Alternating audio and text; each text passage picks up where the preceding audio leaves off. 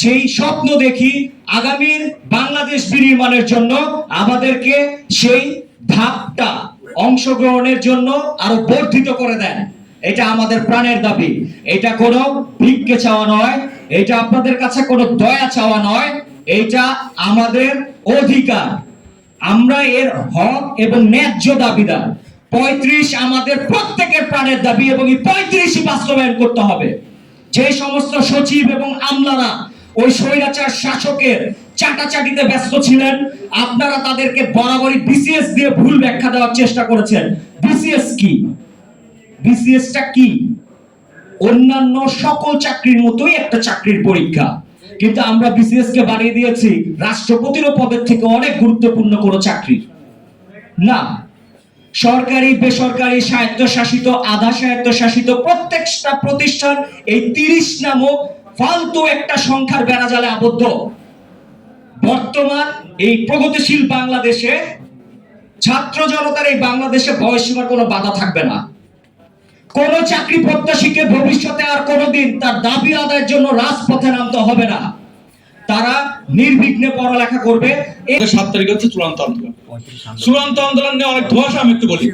অনেকেই একটা গুজব রটনা করছে, বয়স হয়ে গেছে 32, 33, ভুয়া কথা। আমি একটা স্টেটমেন্ট দিই, ভুয়া কথা। কোনোভাবে 35-এর নিচে ন্যূনতম বয়স আসার সুযোগ নাই।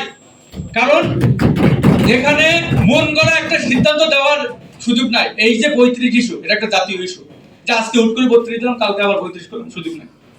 সুতরাং যারা এটা রটনা করতেছে, হয়ে গেছে 32, হয়ে গেছে 33, কোনো গুজবে কান দেবেন না। আমরা 7 তারিখের সমাবেশে উপস্থিত হব এবং চূড়ান্ত বিজয় নিয়ে এবং বিজ্ঞপ্তি নিয়ে আমরা ওই সমাবেশ থেকে যাবো ইনশাআল্লাহ। চাকরিতে প্রবেশের বয়সের ক্ষেত্রে যে বৈষম্য সৃষ্টি হয়ে আছে, সেই বৈষম্য আজ পর্যন্ত এখনো সমাধান হয়নি। আপনারা সকলেই জানেন যে চাকরিতে প্রবেশের বয়স সাধারণদের ক্ষেত্রে 30, মুক্তিযোদ্ধাদের ক্ষেত্রে 32, নার্সদের ক্ষেত্রে 36 এবং অন্যান্য ক্ষেত্রে 40 হয়ে আছে। কিন্তু সাধারণ শিক্ষার্থী যারা, তাহলে তাদের সার্টিফিকেটের মূল্য কেন 30 হয়ে থাকবে? এই বৈষম্য কেন দূরীকরণ করা হয় না? এই আজ 12টি বছর ধরে আমরা যে যৌক্তিক দাবি নিয়ে এই মাঠে লড়াকু আন্দোলন করে যাচ্ছি। আমি ইন্টারন্যাশনালি সবার সাথে কম্পিটিশন যেন আমরা দিতে পারি, কিন্তু আমাদের একটা নির্দিষ্ট জায়গায় আটকায় রাখছে। কিভাবে দেখেন, একটা দক্ষ জনশক্তি তৈরি করতে হলে আপনাকে একটা সেটআপের মধ্যে আসতে হবে।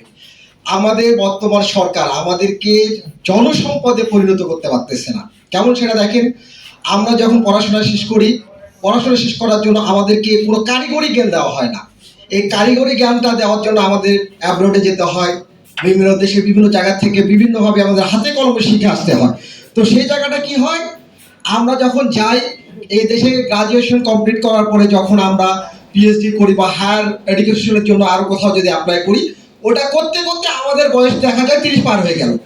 তো 30 পার হওয়ার পরে আমি দেশে আসলাম। আমি কিন্তু দেশের টাকায় খাইছি, আমি দেশের টাকায় পড়াশোনা করছি, আমি দেশের টাকায় আমার মানে পড়াশোনা পুরোটা কমপ্লিট করে আমি বিদেশে গেলাম, গিয়ে উচ্চতর ডিগ্রি নিয়ে আসলাম। কিন্তু দেশে এসে সেই একটা মানুষ আমি দক্ষতা সম্পন্ন হওয়ার পর আমাকে ইনভ্যালিড করে দেওয়া হলো 30 বছরের মাধ্যমে।